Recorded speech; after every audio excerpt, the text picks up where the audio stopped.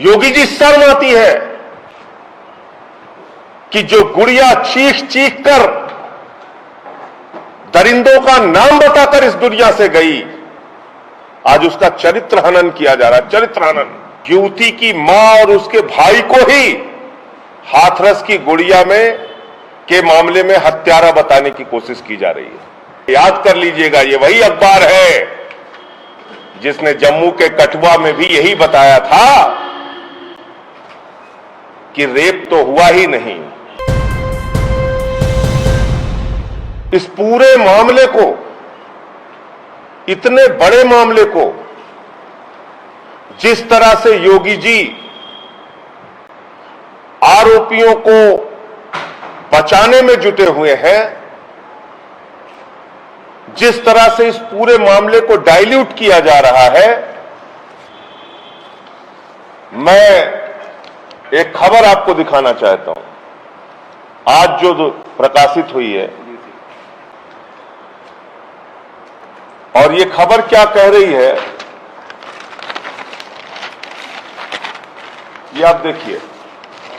शर्म आती है इस तरह से,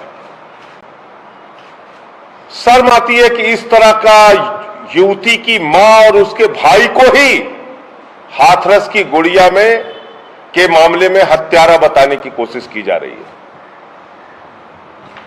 यानी जिसका परिवार न्याय के लिए तड़प रहा है, जिसका परिवार न्याय की गुहार लगा रहा है, जिसके पक्ष में पूरा देश खड़ा हुआ है, उसके बारे में कहा जा रहा है कि उस गुड़िया की मां ने और भाई ने ही हत्या की।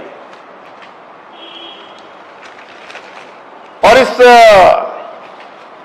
घटना से और पिछले जो 2-4 दिनों से चल रहा है, इससे मन बहुत आहत है। मैं योगी जी से पूछना चाहता हूं, आपको दलित समाज से इतनी नफरत क्यों है? क्यों आप उनको इतना अपमानित कर रहे हैं? उनका दोष क्या है? उनका अपराध क्या है?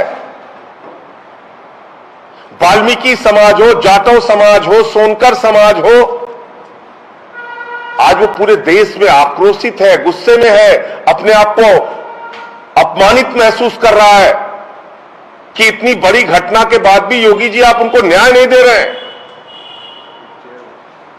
उनके पक्ष में पूरे देश में लोग सड़कों पे उतरे, मीडिया में भी इसको लेकर आवाज उठी,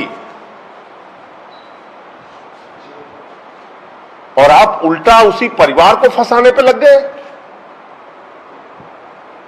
शर्म आती है योगी जी, शर्म आती है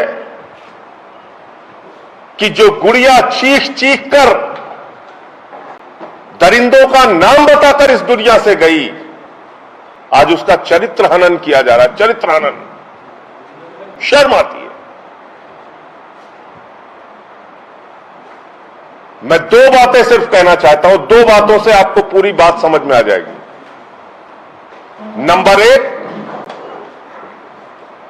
कोई भी हत्या के मामले की जांच, बलात्कार के मामले की जांच मजाक से नहीं चलती है, मनगढ़ंत कहानियों से नहीं चलती है, योगी जी आपके तोड़ने मरोड़ने से नहीं चलती है। जांच चलती है तथ्यों के आधार पे, एविडेंस के आधार पे। और जो सबसे बड़ा प्रमाण है, नंबर 1, हाथरस की गुड़िया का डाइंग डिक्लेरेशन, यानी मरने से पूर्व दिया गया उसका बयान, जिसमें उसने बताया कि उसके साथ बलात्कार हुआ है। क्या कारण है आपके पास उस बयान को न मानने का, जिस बयान को सुप्रीम कोर्ट भी मानता है? क्या कारण है आप बताइए? यह कारण है कि वो दलित समाज से आने वाली एक गरीब बेटी थी। यह कारण है कि आप आरोपियों को बचाना चाहते हैं। एक गरीब बेटी की और उसकी पुकार और उसके द्वारा दिए गए बयान को आप सुनना नहीं चाहते। योगी जी बताइए क्या कारण है? उसका डाइंग डिक्लेरेशन है, जिसको सुप्रीम कोर्ट भी मानता है, माननीय सर्वोच्च न्यायालय भी कहता है मरने से पूर्व दिया गया बयान सबसे बड़ा एविडेंस माना जाएगा। नंबर 1। और नंबर 2, मैं आप लोगों को अभी ये रिपोर्ट देता हूं, मेडिको लीगल रिपोर्ट दीजिए आप।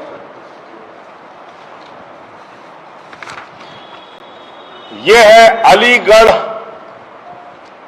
Medical college, Jawaharlal Nehru medical college Aligarh के डॉक्टर की 22 सितंबर की रिपोर्ट। इसको कोई अखबार क्यों नहीं छाप रहा है? इसको कोई मीडिया क्यों नहीं दिखा रहा है? इसको कोई टीवी चैनल क्यों नहीं दिखा रहा है जिसमें 22 सितंबर को रेप की पुष्टि हुई है? यह है वो मेडिको लीगल रिपोर्ट, यह है वो मेडिकल रिपोर्ट जिसमें रेप की पुष्टि हुई है। इसको नहीं दिखाया जा रहा है।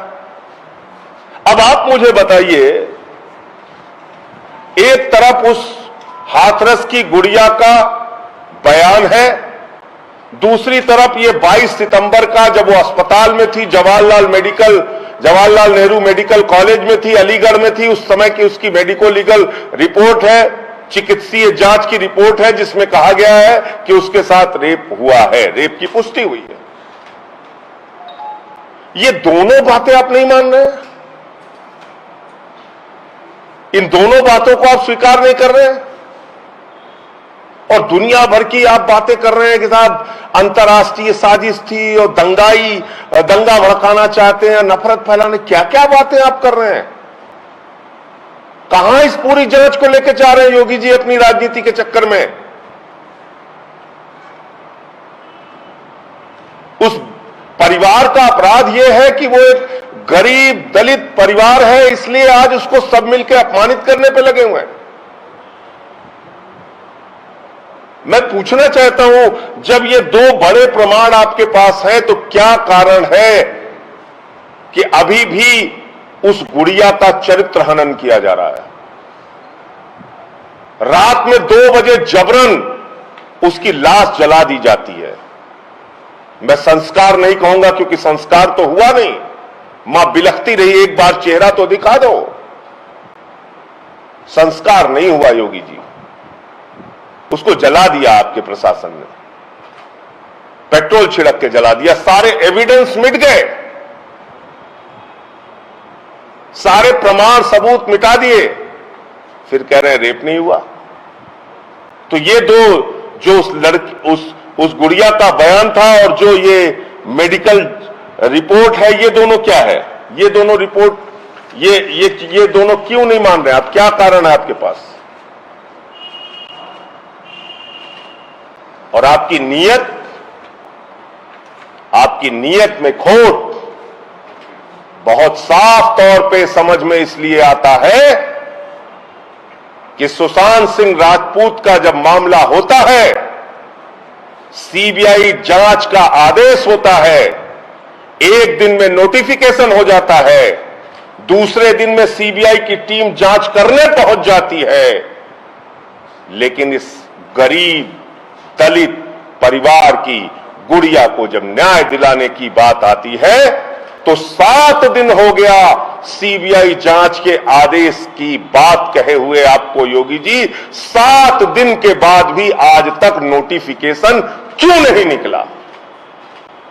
इसका मतलब आपके अपनी एसआईटी के माध्यम से आप उन आरोपियों को बचाना चाहते हैं और इस पूरे मामले पर पर्दा डालना चाहते हैं, इस पूरे मामले को खत्म करना चाहते हैं। और ये वही अखबार है जिसने आज ये रिपोर्टिंग की है, याद कर लीजिएगा, ये वही अखबार है जिसने जम्मू के कठुआ में भी यही बताया था कि रेप तो हुआ ही नहीं। कठुआ का ये रिपोर्टिंग याद कर लीजिए, ये वही लोग हैं जिसमें कठुआ के बलात्कारियों को सजा भी हुई, लेकिन यही अखबार था जो कह रहा था कि उसमें तो रेप हुआ ही नहीं। तो इसलिए मैं आप लोगों के माध्यम से एक ही बात कहना चाहूंगा, जांच के 2 बड़े एविडेंस जानबूझकर उसको नजरअंदाज करके उस गुड़िया का चरित्र हनन किया जा रहा है। उस परिवार को न्याय नहीं मिलेगा, इनसे निष्पक्ष न्याय की उम्मीद करना बेकार है। और अभी तक सीबीआई जांच का आदेश, उसका नोटिफिकेशन ना करना, यह साबित करता है कि सरकार इस मामले पर पर्दा डालना चाहती है, नहीं चाहती कि सीबीआई जांच होके बहुत सारा तथ्य और सच सामने आ सके। और हम लोग इसलिए बार बार कह रहे हैं कि सुप्रीम कोर्ट के जज की मॉनिटरिंग में सीबीआई जांच होनी चाहिए और इस राज्य से बाहर इसकी सुनवाई होनी चाहिए, तभी इसमें न्याय मिल पाएगा।